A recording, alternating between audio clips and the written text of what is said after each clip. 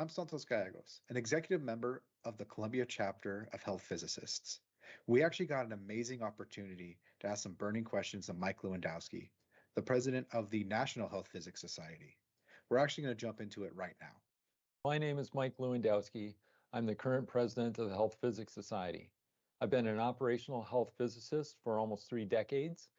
Just recently retired as the corporate radiation safety officer and manager of the radiation protection team at 3M Company. So I have a master's degree in health physics from Purdue University, a bachelor's degree in physics and mathematics from the University of Wisconsin at River Falls.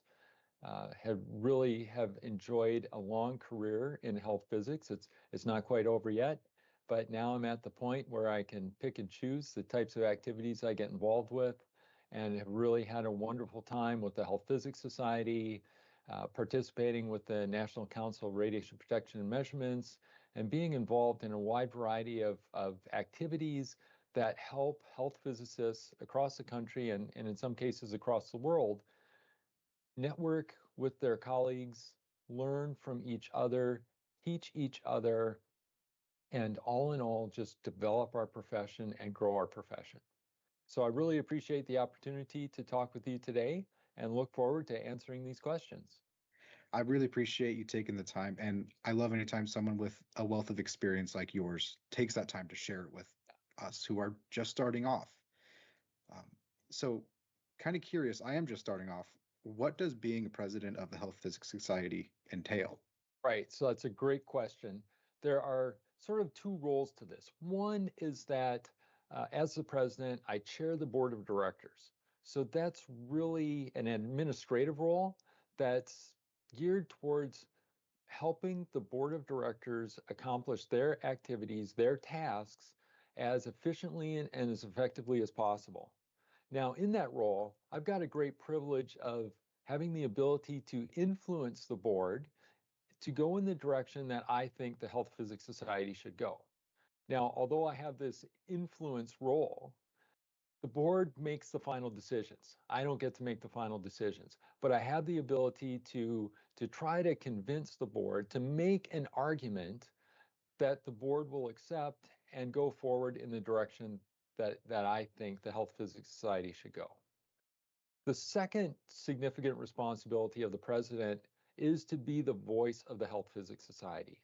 So I'm the individual who gets to speak for the society. So this isn't a situation where I get to create precedent or create a position for the Health Physics Society. Rather, I get to take the official approved positions that the Health Physics Society has established through their deliberative process, and I translate those into the answers to questions that come from members of the media, from our regulatory agencies, and from congressional staff, and also in some cases from members of Congress themselves. So those are sort of the 2 basic roles or responsibilities of the president. There are a lot of other fun things that I get to do. I get to chair an awards ceremony, recognize people for their accomplishments. I get to do a variety of other things, but those are sort of the bread and butter of the tasks that I have to do. There are many opportunities and career paths out there for health physicists. What was your path to the role of president? Well, I think the very beginning of this started when I was an undergraduate and I didn't even know what health physics was. I was a undergraduate physics student, and I had a colleague, a friend in physics class, and her father was a health physicist. And as we were trying to figure out what does one do with a degree in physics, she said that her father would be willing to talk to students and to do an informational interview. So a friend and I drove over to visit this fellow, and he was a health physicist at 3M Company in St. Paul, Minnesota. And we visited him and learned a little bit as to what health physicists do. And at that point in time, we also got a chance to find out that there was a local health physics society. So the North Central chapter of the Health Physics Society, and a couple of students went to one of the meetings, and we were welcomed there and treated like we were, full members of the chapter. Later on, I joined that chapter, went to graduate school, became a health physicist, became a member of the Health Physics Society, starting as a student member, and then working my way up through the various levels of membership. And, as I was starting my career in health physics, I found myself back in working at 3M Company, hired by the individual who had granted me that informational interview many years before. So this was kind of how my career path kind of made a little bit of a circle. Once I got to 3M, 3M was really supportive of its health physicists being involved in local chapter activities and in the Health Physics Society. So I ended up my first activity within the Health Physics Society as a non-student health physicist was to be on the program committee as a representative from the 1998 Local Arrangements Committee for the 1998 annual meeting in Minneapolis. So I joined the program committee as just a member, and a little bit intimidated by sitting on that committee with individuals who had, decades of experience, who were really knowledgeable about it, and I was just starting my career. But everyone was warm and everyone was welcoming, and they gave me tasks that I could succeed at, and they mentored me and they taught me so that I could continue in that role. I ended up eventually chairing the program committee. And then after that, I had served on or chaired other committees, including the Science Support Committee. Then I was asked to run for the board of directors, and I ran a few times before I was elected as a director to the board, and then later served as treasurer-elect and treasurer, and then finally a role for about a decade as strategic planning advisor. So working with the board, helping them sort of transition from doing strategic planning as a once every few year exercise to this is how we want to continuously do our business and focus our society moving forward by looking at those particular specific tasks which move us in the direction we want to go. And after several years of doing strategic planning, working hand in hand with the board, I then was privileged to be elected as president-elect and now serve as president of the Health Physics Society. So it's a story that's taken over 30 years from the very beginning to where I am now. And it's been a great path and really enjoyable for me personally and very rewarding professionally to get from that very beginning to where I am here today. It sounds like an amazing and very cyclical road. The things you did in your past came back up. You're at 3M, it's where you retire from. It seemed to really assist you throughout your career. Yeah, that's one of the things about our profession is that it's a relatively small profession, and our paths intersect as we go through from the time when we are students to the time that we are getting close to the end of our careers, and we become sort of those individuals who can give back through mentoring, through supporting, through really lifting up those individuals who are just starting out. So I've had a great experience, received so much support throughout my career and my life that I really want to make sure that we have a Health Physics Society that continues that support, and we have Health Physics Society members that reach out and not only receive the benefits that I have received over the course of my time, but also help to reach out and provide those benefits to all health physicists. Perfect. Actually, when you're talking about the first part of that, the role you do, that kind of piqued my interest. I'm kind of wondering what those initiatives that you help push that the executive council is working on, or some proud accomplishments they already have done. One of the things that I would think about is that the executive committee really doesn't have their own initiatives. So they are working through the Health Physics Society strategic plan, just like other committees, just like the board itself. Now, they have their own responsibilities, their own assignments, but they aren't really coming up with any sort of special initiatives. Now, one of the things that the executive committee has been working on the past several months has really been focused on um, documenting and clarifying the policies and processes that we have in place to do our work as the Health Physics Society and the board of directors.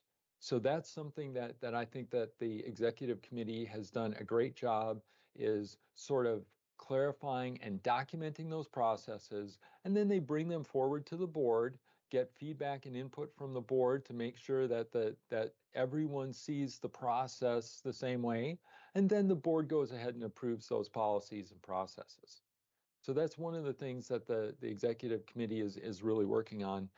Another thing the executive committee does, which is in support of the entire board of directors, is that the executive committee will often take sort of the first crack at a task and come up with a straw man or a model for the board to look at. So we throw some ideas sort of on the page, then the board goes through and refines those ideas. So the executive committee kind of does the first bit of sort of brainstorming and gets something out there for the board to work on, and that helps the board execute their role in a very efficient and effective process. Especially looking into all these different kind of roles and responsibilities. Sounds like there's a lot of positions to fill, and we always want new people entering in. What would you say to encourage people to take on these leadership and committee roles? First thing is to serve on a committee or leading some sort of committee or a section is really a great way to get to meet other radiation protection specialists. So it's an activity that it's a perfect way to build your personal and professional network, as well as to practice and strengthen your own project management and interpersonal skills. So by building your personal and professional network, by developing those skills, it'll give you the opportunity to become more effective at work and help to develop your career faster and more effectively to carry you forward. So I think there's a lot to be said for getting involved in these volunteer activities. Sometimes we also have to recognize that there's just a lot of fun that happens when you get together and work with a bunch of people who are all rowing the boat in the same direction. And that's something that we can't miss out on, is that getting involved with committee work, with sections, with other parts of the Health Physics Society, you get to meet some really great people, you build those networks, and you can have a lot of fun along the way. So I think they're really great opportunities. I don't see any downside at all to getting involved, to trying something out, to seeing what you really like to do, and then switching it up and trying some different things. I can't agree with you more. I can personally attest that being part of my local chapter of the Health Physics Society has given me opportunities to, first of all, have fun, to learn more about the industry that I honestly am very passionate about. Actually, at work, it has made me a better operator because I'm better at questioning things that I did not understand before, just being around these other experienced people who are learning at the same time as me from mentors in the society. Now, I'm bought in. I'm all the way in and I'm happy. I'm very curious what advice you would give to others that feel too inexperienced to sign up for a committee role. Perfect way to get that experience is just to take the plunge, just to sign up for a committee role. I mean, when you work on the committee, you've got someone else, the committee chair, you have someone else who's going to be sort of creating that path forward. And you can start in by just saying, hey, I'm here to learn, I'm here to work, I'm here to participate, to be part of the team. And that's a perfect way to get started, right? And as you participate, you'll get that experience, you'll get that comfort. You might even, one thing I would encourage is that be part of the team. And when there's a task that you feel like you can do, volunteer, raise your hand and say, yes, I'll take that task on, I'll lead that task. And as you develop that success and you become more comfortable, then you can take on this thing and you can say, you know what, I've worked on this committee for a while, I know how this works. I'll raise my hand. I would like to be the next committee chair, right? So it gives you an opportunity to start from, the beginning. Just become part, just join, just learn, and then develop those skills, raise that comfort level, become a committee chair, maybe run for leadership for a section, right? And then as you develop those skills, you become more comfortable, then it's time where you can go through and say, you know what, I'm ready to take on a leadership role within the Health Physics Society, whether that's running for a position as a director or running for a position as an officer. But you can start slowly, just get involved, and that gives you the opportunity to develop those skills, be more comfortable, take on a little more and a little more as you go along. And then as you are comfortable, stepping right up into a leadership role. I think that's some great advice. I think if we follow that and if people take that plunge you're talking about, they will come out better and more experienced for it. So, learning how we can help support and be a part of the local Health Physics Society is amazing. But I'm kind of wondering, how does the Health Physics Society support students? That's a great question. And there's sort of two areas. Let me start first at the institutional level, right? So the Health Physics Society as an institution starts out by providing scholarships and fellowships for students who are interested in a graduate degree in health physics. So that's something that's right aware. It's a very tangible support. Then something that's open to students at all levels are travel grants to attend the annual meeting.